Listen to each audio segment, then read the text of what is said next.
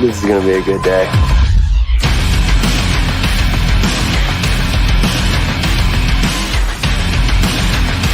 Nature scream, baby!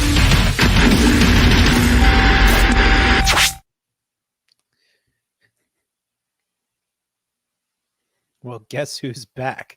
Oh my God. Hey, how's it Joe. going? Hey, Joe, how's it going? Whew, man. Yeah. Well, Guess who's welcome back? back to the streaming world. Oh my Joe God. D, different Yeah. take. It's been a while, It has been a while, but it's great to have you back on the internet. Yes. Great to have you here. Yeah, doing this with me again. It's been a while since I've had something up. I'm sure people who follow me on YouTube and anywhere else are probably like, where the hell's this guy been? Where's this guy been? Yeah, where happened to him? Where did I remember this? What happened? But anyway, and just a little background on what just happened. We have been streaming for a good while to ourselves because I forgot to hit the go live button, because apparently it doesn't start automatically. You have to hit the go live button. So me and Joe have been sitting here talking to each other as if we were live streaming. Yeah. To absolutely no one. No one. We had a great conversation. We really did, Joe. We were talking about the Hell House franchise and talking about how excited we were for Origins, and we were talking about the trilogy itself that I prefer. I like the original, and I feel, I see more and more little things every time I watch it, once in October, Yeah. And then we're talking about how the second one has grown on you.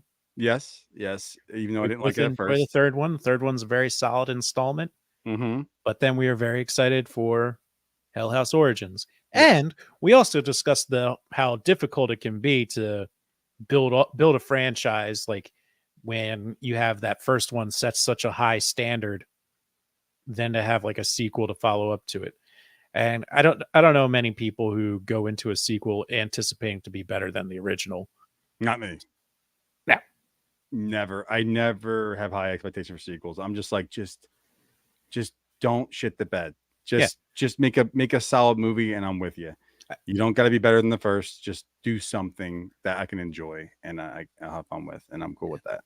And I mean, think about the only example that really gets thrown out there immediately in terms like, oh, a sequel that's better than the original is always The Godfather Part 2. Yeah. And that's a bit of a long time ago at this point. So a little bit of a long time ago. Doesn't happen very often. Or I guess some people might say like Empire Strikes Back. You can say Empire Strikes Back. You can say Aliens over Alien, but they're two different movies, kind of. You can say Evil Dead 2 over Evil Dead, even though I like Evil Dead 1. That's not the same thing, though, because that's more like a rebrand, relaunch, re-imaging. There's certain movies that I do enjoy certain sequels better, and I won't like Insidious, Insidious 3. I really like Insidious 3. And it's just by chance. It was directed by Leigh Whannell. And I like Leigh Whannell a lot. I think he's really talented as not just a director, but as a writer. So there's a lot of scares in the third one that just like. Yeah, I got to go back and just rewatch all the Insidious movies. They're fun, aren't they? They are a lot of fun. They are so much fun. They're good. Those and the Conjurings, like the Conjuring universe and Insidious, they're just a good time. They are. Yeah, 100% agree. Like the Nun 2. I mean, whatever. Did you see that, by the way? Not yet. I saw it. Did you? Yes. It's the same face you made when I said Exorcist Believer. Oh, we're not even we won't even touch We need to have a whole episode about Exorcist Believer, because I don't want to. It had so much potential. It was like, is he going to do to me, it was like, is David Gordon Green going to do the same thing? Is he going to go drama for the first movie? Complete fan service in the second movie, like batshit crazy, fan service in the second movie, and then the third one, is it going to be off the wall, just complete, just trying something completely off the wall? I don't know what he's going to do, but I wish you would stop doing anything. I feel Like, bad. I it's- like David Gordon Green as a he seems like a cool dude. Oh yeah, absolutely. I mean, he's some of his credits before Halloween are great. Like a lot of the work he did with Danny McBride is some of my favorite stuff. Mm-hmm. So I was really excited when it's like, oh, their names got like, it's like, oh, they're gonna do it, and it's we've had hours long conversations Yeah. about their Halloween trilogy, Yeah. 2018 and Kills. I gotta say this before I know you love them. I love no, not even not love them. I love Halloween Kills. Halloween Kills is so much fun. Yeah. I have so much fun with that movie. And I think Michael's scary. We can go have a whole episode about I think Michael's scary in it. He creeps me out. He absolutely creeps me out in that movie. That's the first time I've been scared of Michael since I don't even know, since the first movie, watching the first or watching when I was a kid, watching when I was a kid. Yeah. I haven't been that scared of Michael. Like I literally am a grown adult male human being, and I was just creeped out like by just his whole vibe in that movie.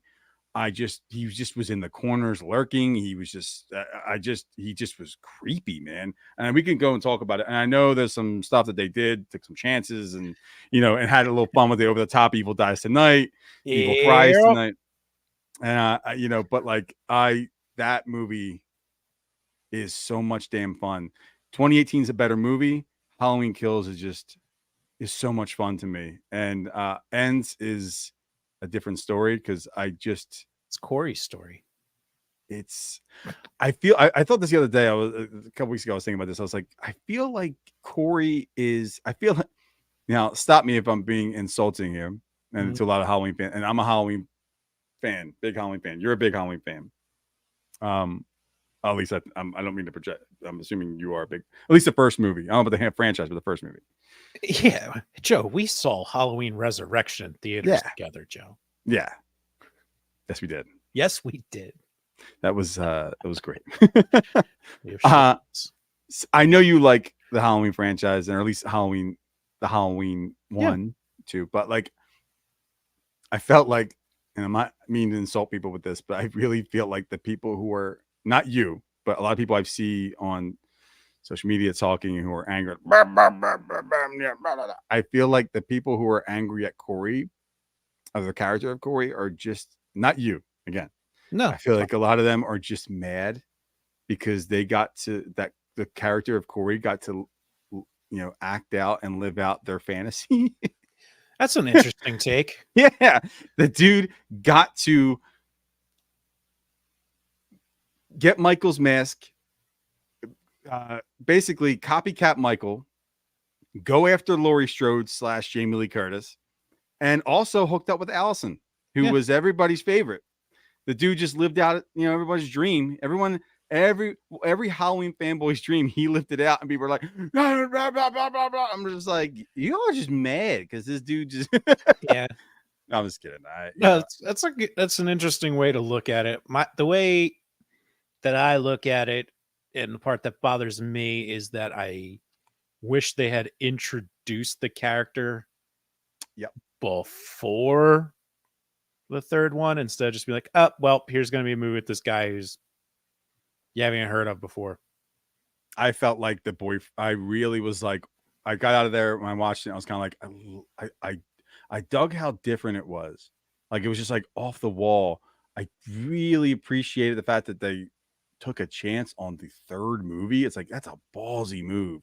It was like, we don't have any ideas, so we're going to just go with this. I felt like there was a different idea first and something happened and they changed some things. I felt like the character of Corey should have been the boyfriend from the first two. Yeah. I mean, that would have been more interesting. Or seeing a character just completely go. Just some sort of introduction to him. He didn't even need a line. Yeah. Just to have it be like, oh, that dude. Yeah. Or be like, oh, that guy. Just something. Somebody like, something. Well, here he is. Because the beginning of Halloween Ends is great. Yeah. The opening scene's really good. Yeah. Very, very much like Laurie Strode in the first movie. Yeah. Yeah. babysitter, creep that, getting stalked a little bit, things, and every little noise you're hearing, it's just like, ooh, Yeah. So, Um, but hey, anyway, that's the way it goes. But we're not here to talk any more no. Halloween. We had a nice we each had our nice Halloweens, Yep. and we watched Hell House Origins: The Carmichael Manor. Yes, we did. Yeah, and we haven't talked to each other about it at all yet. So no, we haven't. We saved it for the live stream. Yeah.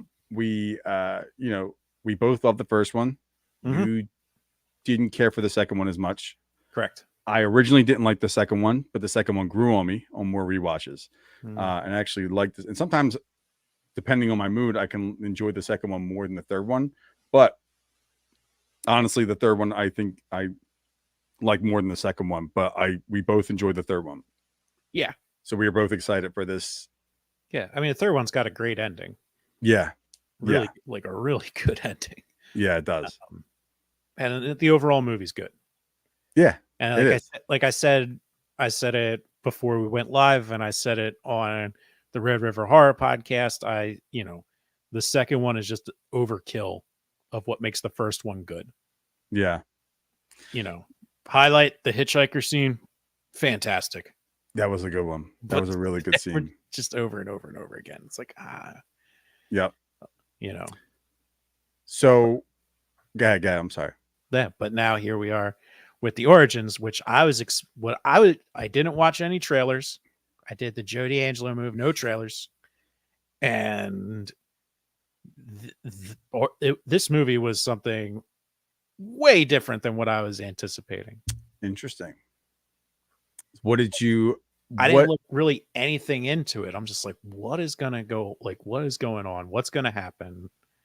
Just went in, just raw, and just went for it. What were you expecting? Since you didn't watch trailers, what were you expecting? What did you? I'll ask that question. Well, is it safe to say that we gotta say that there's going to be some spoilers up ahead in this conversation? Yeah, spoiler warning for anyone out there. So one, I'm drawing a blank on his name. The writer, director, creator, is it Michael? Stephen Cognetti. Stephen Cognetti. That's it. Yep. I got Michael Myers on the brain. So Stephen Cognetti. Props to him for the way he wrote this movie. I think he wrote it too, right? So he does everything. Yeah, and the way it's crafted, I was expecting to get like a really big dive into the cult and other things around Hell House, the Abaddon Hotel. Yeah. And that's not what happened.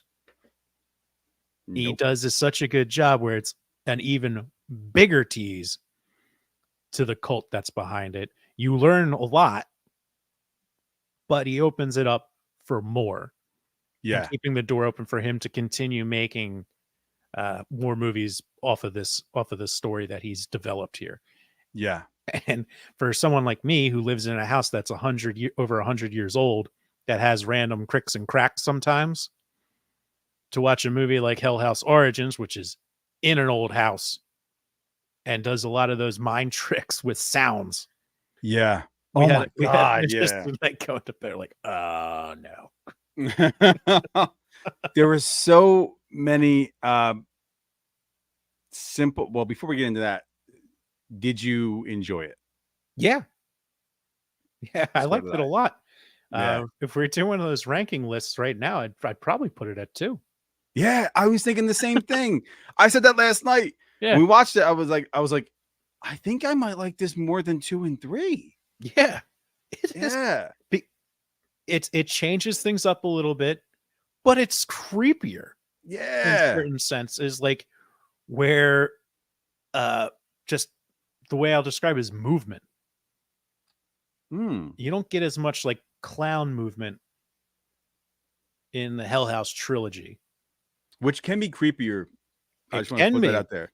But he does like both, and then like adding that element, there was just some creepy shit in there. Yeah, dude, the scene. First thing that comes to mind is the scene with the brother looking down the hallway, and his sister and her girlfriend are not in the house, and he sees a shadow on the wall of someone moving, and he hears footsteps. What the fuck, dude? Jesus Christ. I was like, oh my God. And he's like, hey, you, hello, who's there or whatever. And it stops and you hear like, and I was like, oh my God. And he starts walking to I was like, you don't know what you're doing. There's a lot of those where it's like, I wouldn't even know what to do. It's like, I just jump out the window at this point. Seriously. He's good at that. He's really good at that, Cognetti. And really good at that. And just some of like the special effects makeup that was used on some of the people looked fantastic. Yeah. Highlight is when the wife or girlfriend, when she's doing her presentation. So I'm like getting that vibe while we're live streaming. Dude, that scene was terrifying. It was great. I had to turn away from the TV. I was like, I can't watch this. I can't watch it. Yeah. I mean, just the pace behind it, like the pace of it going up the steps everywhere, every which way it was going. I mean, I was like, you knew what was going to happen, and then something else also happened. Dude, it was interesting because watching that scene, at first we were just a little confused about what exactly was happening. It was like, okay, it's just pictures of like the house is messing with her and putting pictures of her listing. Instead of it being her listing, it's pictures of the manor. Okay, that's creepy. Yeah. Okay. And now it's going in the house. Oh, that's creepy. So now it's like, I didn't think it was actually happening live. I just thought it was just like stock pictures of the manor. And I'm sitting there going like, okay. Yeah. Then it starts going up the steps. I'm like, oh, wait a minute. And then it's like, it shows like her on the computer, and me and Melissa both looked at each other like, is that her? Is that there right now? And she starts turning. I was like, oh shit. Oh my God. Oh my God. That was terrifying. And now that's like the one thing where it's like someone wants to get nitpicky about it. They could be like, well, someone who's not even at the manor saw that. So, and then why wouldn't they like have some kind of genuine concern for a person and call it like 911? Yeah. Well, by the time, but they don't know, maybe she doesn't know exactly where she is, or well, that's the thing. She doesn't know where she is. She doesn't know where, like, what exactly the deal was with that. She doesn't know, like, was that a prank? I mean, by the time you call the police and you make a report and they investigate it, I mean, that could have been in the initial report. It's just like, oh, they show up it's like, okay, well, let's look into it. And then like, because you're right. They don't know how would they know where they are? Yeah. I don't know. I didn't really look into that much. I really thought that if they could very easily make the case that she called it in and they showed up a couple days later to investigate. Yeah. But yeah, I'm glad you liked it because I really liked it too. I really enjoyed it. Yeah. But as like, I feel like there might have been like things I missed. I'm not sure. So the Abaddon Hotel is destroyed in Origins. Right now. Yeah. Yeah. Mm-hmm. So it's not even really an origin story of what happened at the Abaddon Hotel per se, because it's destroyed. No, but it was because of the connection that they had. Right. So it's multiple connections, which I was not expecting. I thought it was just going to be a little Easter egg here and there of like, it was a lot. Who moved all their stuff? Like, it's like all that stuff from the Abaddon Hotel basement is now in a storage room in Carmichael Manor. Oh, is that what it is? Because I was wondering about that. Same clowns. Well, the clowns, was it the same clowns? I thought this was just the one clown. I mean, the one definitely.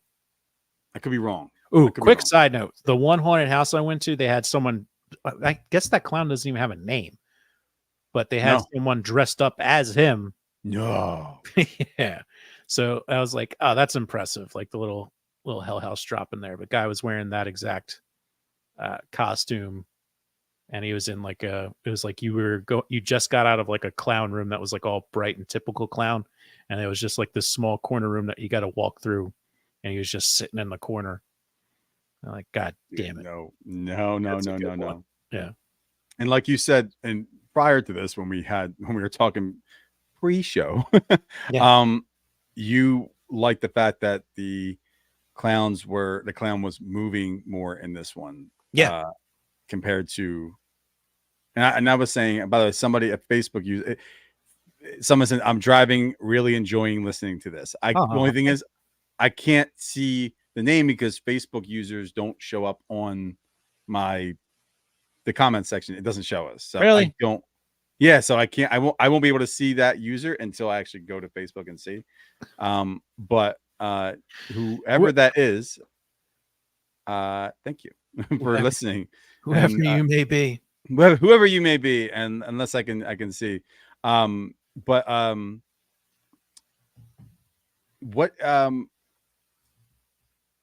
what I thought that personally, I think that it can be creepier when the clowns don't move as much, or if they move, it's off screen like they did in the first couple movies. But I think I like that they made this leap of like, okay, now you get to start seeing them move a little bit. For the fourth movie, I think it's time. Yes, you're absolutely right. Talking about the second one being too much, like being an overkill.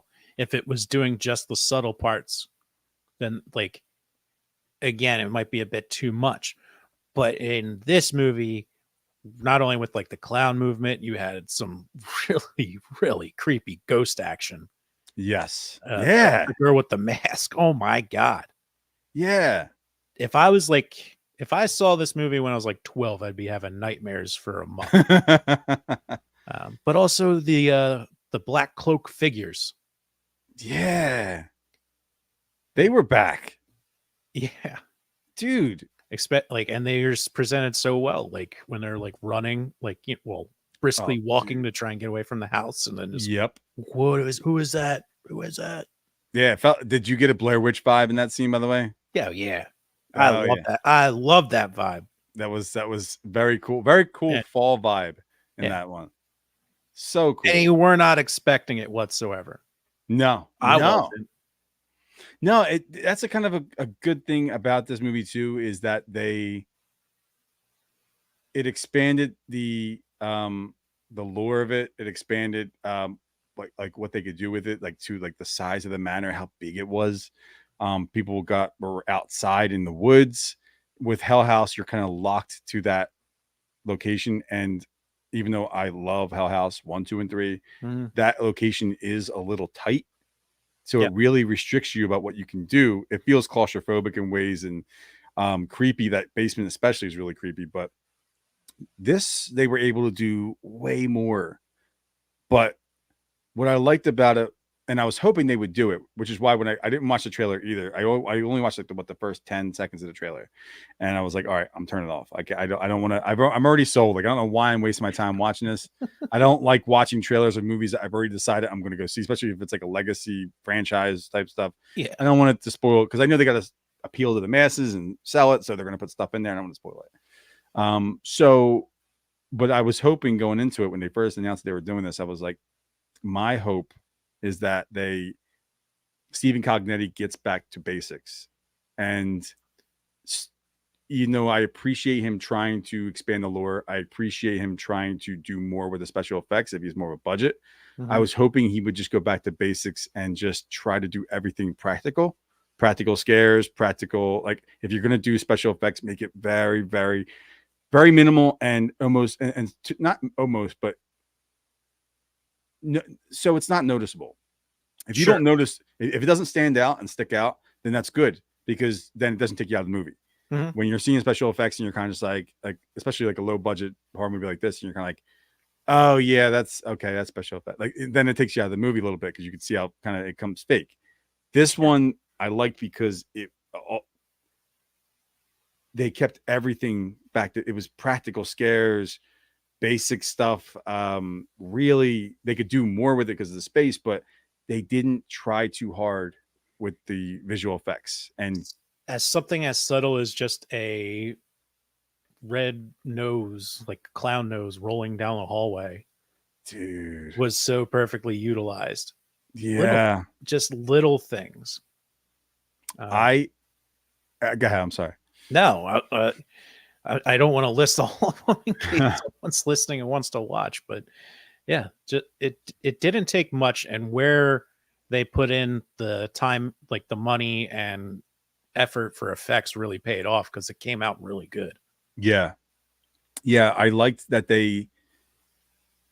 I felt like the interviews in the beginning and throughout the movie were well shot, and like they had like multiple angles that felt more realistic, more documentary style. Yeah. The acting felt more real, more realistic compared to the second and third one. The everyone was good, but the person who stood out to me was the person who played the girlfriend. Good screamer. Dude, she was good. Yeah. She looked terrified throughout the entire movie. I was really sold on her just fear overall, just like she looked completely terrified. Yeah. And she stood out to me as somebody who was just like completely stole the show. No, yeah, she was great. Yeah. I feel like that's where the budget went to, was just using good cameras, effects when needed, location, just really good stuff. Now, here's the thing that has me curious, because it opens up more to the background of the entity that was haunting the Abaddon Hotel, that's haunting Carmichael Manor. Like, is the next one, is Cognetti, are these going to stick with the same formula of a found footage documentary type thing? Or now he's got it wide open to not do that, and he can just go straight into a straight up movie about the cult. Yeah, The guy, what the heck's the guy's name? I can't even remember. I know you're talking about the original, the guy who started the whole thing. Started the whole thing, yeah. Yeah, I know exactly what you're talking. I can't think of his name though. But he is, what was his name? Oh, we'll think of it. The guy with the bald head, right? Mm-hmm. Yeah, I can't think of his name, but I think I would like to see a full movie, but I would not be surprised. And It's like his found tapes. Yeah. See, they keep on teasing. First of all, they teased the fair at the end. Remember that? They teased the fair again, and they mentioned that in Hell House 1 or 3? 3, yeah, with the overhead view of the fair and everything. That would be cool. That would be very, very cool. I think that's what we're gonna get, Joe. And I will keep you posted, because we have Stephen Cognetti on our radar for the Red River Horror Pod. Cool. So I'm jealous. He does. There's events at the Lehighton Hotel, which is where it's the Lehighton Inn, which is the Abaddon Hotel in the movie. One thing I was really a little disappointed about, because like in the first, it's like, oh, they're from New York City. You know, they normally do it in Queens, but they went into small town, rural New York state. But the movie is actually shot in the Poconos in Pennsylvania. Poconos. And if it was done, fucking Poconos, dude. Poconos. So, but it, like, just for my own selfish reason, I'm like, oh, why didn't you just keep it as Lehighton? Yeah. And that area is so great for it. But I agree with that. I'm but with you on that one. He makes appearances there. They do like they've made a lot of fun with Hell House, and he does appearances. Yeah, I've seen that or whatever. So that's cool. We are in the works of connecting with the people who organize that, and then hopefully we'll be speaking with him. That's awesome. And I'm super jealous. I'll have to let you know when to get the answers that we're looking for. Yeah, I don't think we'll get them, but at least other questions for the existing movies. He's teased the fair. He's teased the story about the girl, the mom and the daughter, or was that? Yeah, the mom and the daughter who disappeared from the fair. Yeah. Yeah. Yeah, no, this Origin, what he's done just writing wise is not getting himself stuck in a single direction, Yeah. which is like why I think two felt like that was what would have happened. It's like, okay, now three's going to be the exact same thing over and over again. And it wasn't. And it's just like very creative. And then this is even more creative. Yep. So he's just got something special going on that if you like an indie horror film, he's got it, and he's got a good formula that's really working. And I can't wait to see what else he does. Yeah, I agree. I'm 100% on board with that. I feel the same exact way. I hope he does because he's teased a couple of different stories and ways he could go. But one thing that stands out to me is the fair, and then also on top of that, he's mentioned the hayride thing more than once, and I'm pleading with him. Please do something with the hayride. If you have to do it, it's hard to do a whole movie about a hayride, but if you can attach it to the fair. Well, there is the movie Hayride. Yeah, and you told me about that before, and I want to watch it. I want to watch it. I saw the ratings on it. I was going like, ugh. But I believe. I think if you your enjoy taste. This Hell House trilogy, I think you can enjoy Hayride. Yeah, I trust your taste, and if you say that it's pretty solid, if you like found footage horror movies or indie horror movies, then I'm on board. And I can watch it for sure. Yeah. But if you can get over some like overacting or doesn't, of course, that part doesn't bother me at all. No, especially when you're on a shoestring budget, you're dealing with people that you can't have companies do mass casting calls. There's only so far you can go. There's only so many people you can hire. Or how many takes do you get? How many, makes it really hard to edit. Yeah. So like, that in itself can make an actor who does do a really good job not look like they've done a good job, because the pacing between the audio and the video. Yeah. Got to cut it up a lot. So there's so many factors that if you don't have a full-time staff on it, and I mean staff, not just like one person, it's a game changer for a full-length feature. Absolutely. It's a lot. Absolutely. And so. I can give that one a shot for sure, because I want to take a look at that one. Yeah, throw it on there. I haven't watched that one in a few years, so I'm going to throw it on too. I'm sure that it's going to be hard to build a whole movie around a hayride, but if they maybe attach it to the fair, which they keep on teasing, then that could be cool. You could do it. You could take the formula of Hell House and just transfer it to the hayride goes wrong. Yeah. Oh, absolutely. You could shoot the whole movie, and like people, they live close by, and it's like they go there for work. Or how many acres is Carmichael Manor of private woods? A lot. So like somebody nearby, they infringe on. They're like, like nobody's gonna notice, so we're just gonna carve out a little section of the hayride through here. Yeah, you could very easily and make it look like it's so much bigger than it actually is. Yeah. It's just movie magic. Some great potential there, Joe. Oh my God. Great potential. Oh God. How is because I love when we, Bates Motel and PA and Pennsylvania, whatever. And, the haunted house, the trifecta, the haunted house, the haunted maze, and the hayride, and the hayride. Yeah. And I love the hayride. It's so much fun. Me too. And let me tell you something about that hayride, Joe. And this was bothering me because I wanted to save it for last, save the best for last at Bates. But now, like, they make you go immediately into the hayride line. You can't walk in without doing the hayride first. Wow. That's cool. Yeah. So that's had to do it first, but totally worth it. It was a good time. I don't know how people making all these Halloween movies and Halloween type vibe movies haven't done anything with a hayride. Just hayride. I just don't. And there's a hayride too, but I didn't watch that. I can ask. Just hayride and hayride too. I don't understand how no one has even attempted to just even that movie Trick that came out, is it Trick or whatever? Trick came out a couple years ago. The one with the killer with the skeleton mask who was killed, that was pretty good. That wasn't bad. It was like a haunted house, not haunted house, but like a kind of like a fair kind of deal, like a, you know, I forget the name of it, but that was pretty good.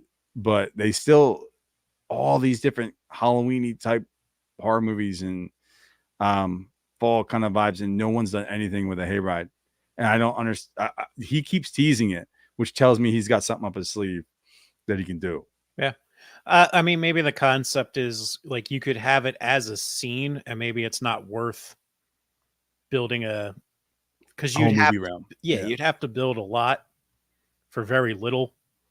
Yeah. So maybe it's just not practical. Yeah. But that's why I hope he attaches it to the fair. I really do. I think that's what we're gonna get. Yeah. And that'd be cool. If there's anything, even if you're kind of like meh on Origins, there is a story that's built in there for another movie, and I think that's worth enough to get hype about. I mean, there's a lot of different directions you can go. I like you said, I can't wait, because he has. I was afraid this one wasn't going to be as good. I was hoping, but I was afraid it wasn't going to be as good as 1, 2, or 3. Mm-hmm. And I did not think it was going to be as good as 1. That's a high bar. 1 was so good. You're talking about years of development, you know, solid actors, and they had a real chemistry together. And everybody was committed to it. But the second and third one, for as solid as I think that they were, and you know, you like the third one, not the second one as much, but the sort of the ambition that he had, which I appreciate, the ambition of trying to expand the lore, trying to add more things to make it seem bigger, the world seem bigger. But that little itch that creators and directors, writers can have to sort of want to do a lot than you can actually do in terms of budget wise, special effects, story, you know, visually seeing things that's like, oh, you have all these ideas and you might not have the budget to do it, but you're going to try and make it work. I know there's that itch to do it, but I was just sort of like, I hope it like can just stick to the basics. Keep it like don't do too much. Yeah. And he did it. Do what works. And absolutely. And then some. I mean, yeah. And then I was like, oh, all right, cool. Yeah. I couldn't wait to watch it again. I was watching it a little bit before we came on here. I want to watch it again just because there was so much in that movie that I didn't like. I was like, all right. I have to go back and watch this again. There was a lot of scary parts, a lot of parts in terms of like connecting the stories. And like we talked about before, I was expecting a couple Easter eggs to connecting to, like, I thought there'd be, like when they were in the antique store and they're like, oh, there's some stuff from Hell House. I thought the Hell House sign would be there and like, oh, Hell House, hey, something like that. Maybe like an ad or something small. But no, there was a lot that was connected. And I was like, holy shit, I cannot believe how much is connected right here. It was impressive. It really was. Yeah, it's just a great way to expand. So now he's not stuck, you know, solely in the Abaddon Hotel. Did a great job, you know, getting out of that. Yeah. And he can always go back. Going beyond. Can always go back. Someone rebuilds it. Yeah. Or, you know, a prequel, something. Yeah. Remember he can even bring the Hell House crew back to do something, because remember they talked about the thing that happened in New York. Remember? What? Lucifer's cabin. Yeah. Lucifer's cabin in Queens. Yeah, that's right. Yeah. So, okay. We should probably wrap this up because it's getting close to bedtime for you on the East Coast. Yeah. But hey, we're going to be doing this on a weekly basis. Yes. We will. More Different Take live. Yes. Barring any, you know, scheduling conflicts or anything like that, we will be trying to do this every week. If not every 2 weeks, but we're aiming for every week. And we have lots of things to talk about. I mean, it's going to be a great addition to everyone's Thanksgiving season. because yes, it Where, will. before we log off, Joe, where do you lie on that argument? Which one? Is it, so some people immediately after Halloween's over get into Christmas mode and will either start decorating, start playing Christmas music. I can't do that. Nope. It's not until after Thanksgiving for me. Yep, 100% agree. This is like 100% agree. still like fall vibes. Absolutely. You know, Absolutely. Halloween might be over, but it's still give me foliage. You know, I say like my flavor of fall is maple. A lot of people with like pumpkin spice and stuff like that. Maple. That's maple, a good one. Joe. That's a good So one. it's like, give me maple, give me pumpkin spice shit. I'm in. It's still like it's still fall feels for me. Give me hot chocolate, cinnamon, a little hot cider or something. Yeah. Absolutely. Yeah, a little fire pit, Yep. And we got a Thanksgiving horror movie coming out this year. And Eli Roth is finally giving us Thanksgiving, one of the best trailers from the Roadhouse or Grindhouse. Roadhouse. The Grindhouse double feature. I saw clips, but the Grindhouse. Yeah. Did you yeah. We'll talk about that another time. That'll be a whole other conversation. Yeah. I can't wait. I cannot. It's just, I'm still stuck in Halloween mode. I'm with you on that one, so I can't really get into that. But there's not too many Thanksgiving horror movies. But there are a lot of winter horror movies. There's a lot of Christmas horror movies. There's a lot of just regular Christmas movies. We're going to take a different take on everything. Yeah. And I can't wait for that conversation. Yeah. So if Exorcist Believer to talk about or not talk about. You might want to put a poll up for that. Jesus. See if it's even worth it. Yeah. Does anybody have any interest in talking about this movie? I watched it and I remember just telling Melissa was like, oh, how was it? I was like, just channel your inner Jay Sherman. It stinks. It was, we'll talk about that. It had potential, but it's the way she goes. Yep.